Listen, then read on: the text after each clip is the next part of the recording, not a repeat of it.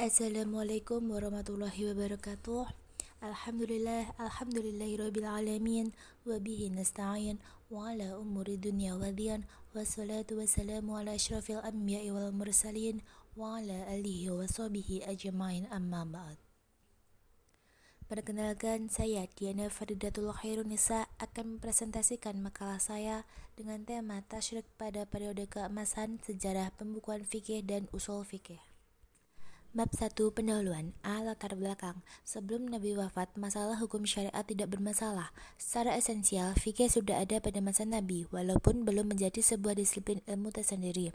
Dengan bersumber pada Al-Quran sebagai wahyu dan sunnah, setelah Nabi wafat, ilmu fikih mulai muncul seiring dengan timbulnya permasalahan yang muncul dan membutuhkan sebuah hukum melalui jalan istinbat. Seiring dengan semakin luasnya wilayah Islam dan tersebarnya fuqaha ke berbagai wilayah, maka ditemukan kasus baru dalam hukum syariat, dan dari fatwa-fatwa baru sahabat dan nabiin yang semakin luas, maka para mujtahid mulai membukukan hukum fikih dan usul fikih. Bab 2. Pembahasan. Sejarah pembukuan fikih. Fikih pada mulanya merupakan fatwa para sahabat dan hukum peristiwa yang terjadi pada masa itu.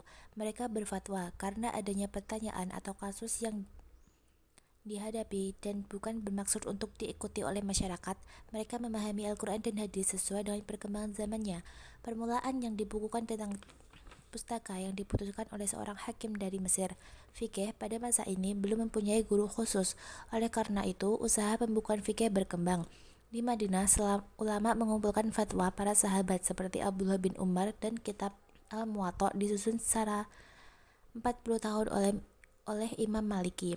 Ulama Irak mengumpulkan fatwa Ibnu Mas'ud dan Ali sekaligus putusan hukum dari Hakim Syuraih.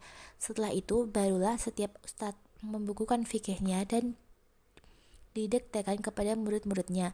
Kemudian tulisan itu dibaca murid-muridnya, seperti Habib yang membaca tulisan Malik.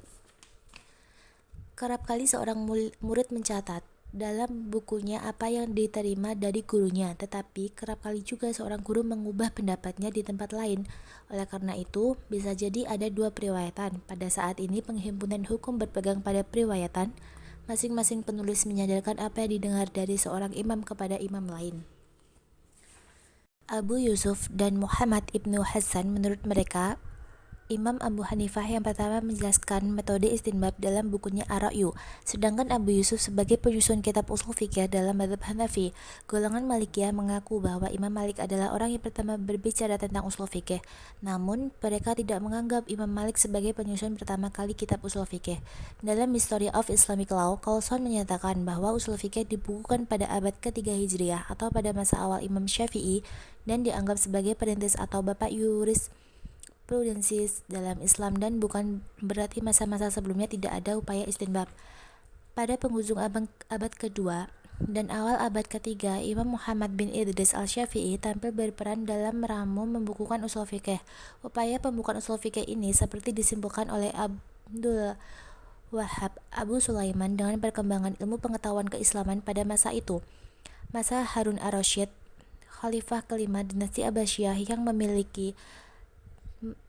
memerintah selama 23 tahun, dan dilanjutkan dalam perkembangannya yang lebih pesat lagi pada masa putranya Al-Ma'mum, khalifah. Arah perkembangan usul terlihat dalam dua bentuk yang masing-masing disebut aliran usul fikih. Yang pertama, penyusunan kaidah usul tidak terpengaruh pada furu' mazhab manapun, dan yang kedua terpengaruh pada furu' dan berusaha mengembangkan ijtihad yang telah berlangsung sebelumnya. Sebab-sebab perkembangan fikih dan usul fikih. Sebab-sebab perkembangan fikih dan usul fikih antara lain adalah: 1. Wilayah yang sangat luas, menimbulkan pertukaran budaya dan masalah-masalah baru. Tidak hanya itu, terjadi pada berbagai perjanjian dengan bangsa lain.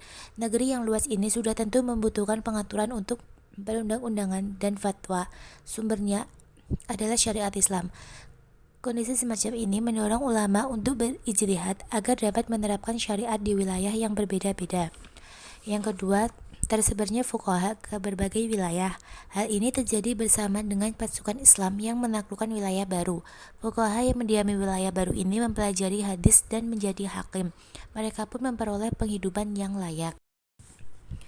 Di samping mendiami suatu wilayah, ada pula di antara mereka yang melakukan lawatan. Mereka adalah Abu Yusuf dan Muhammad bin Hasan dan juga Al-Syafi'i. Sebagaimana yang telah dijelaskan, kondisi di setiap wilayah berbeda-beda. Berikut ini kondisi wilayah yang dialami fuqaha. Yang pertama, Irak. Irak menghadapi permasalahan tentang muamalah dan adat istiadat yang dipengaruhi budaya Persia. Yang kedua, Syam menghadapi permasalahan tentang adat istiadat Romawi.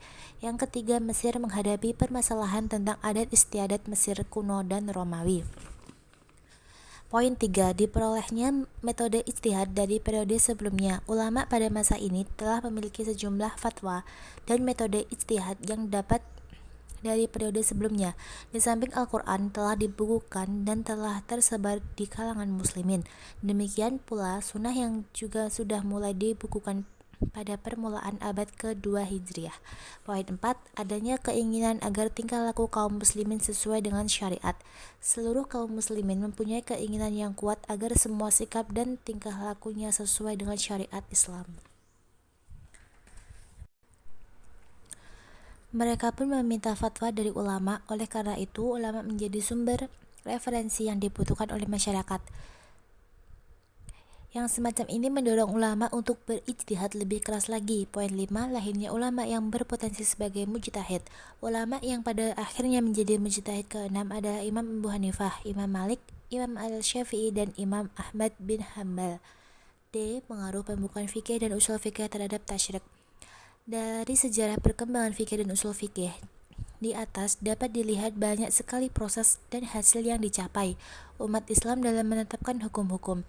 Namun juga banyak umat muslim yang masih bingung dengan pemahaman taklid karena mereka menganggap bahwa kajian yang mereka terima sudah cukup.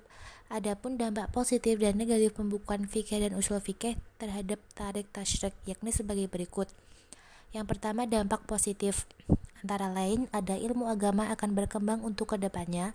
Yang kedua, memahami ayat-ayat hukum dalam Al-Quran dan hadis. Yang ketiga, ulama dengan mudah mencari nas hukum. Yang keempat, mujtahid mengetahui dasar-dasar dalam menggali hukum. Sedangkan untuk dampak negatif, antara lain ada 3. Yang pertama, munculnya gerakan pembukuan pendapat masing-masing mazhab. Yang kedua, timbulnya dorongan dari penguasa kepada hakim untuk menyelesaikan perkara. Dan yang ketiga, muncul sikap at-ta'assub al-madhabi dan taklid di kalangan murid imam mazhab. Bab 3. Penutup. A. Kesimpulan. Pembukuan fikih dan usul fikih mempunyai pengaruh yang besar dalam perkembangan ilmu fikih dan usul fikih, sekalipun pemerintah lebih mementingkan urusan politik. Dan perkembangan fikih usul fikih juga mempunyai beberapa sebab, antara lain wilayah yang sangat luas dan tersebarnya fuqaha ke berbagai wilayah, dan dampak bagi pengaruh pembukuan fikih usul fikih di. Sekian presentasi saya. Akhiron, wassalamualaikum warahmatullahi wabarakatuh.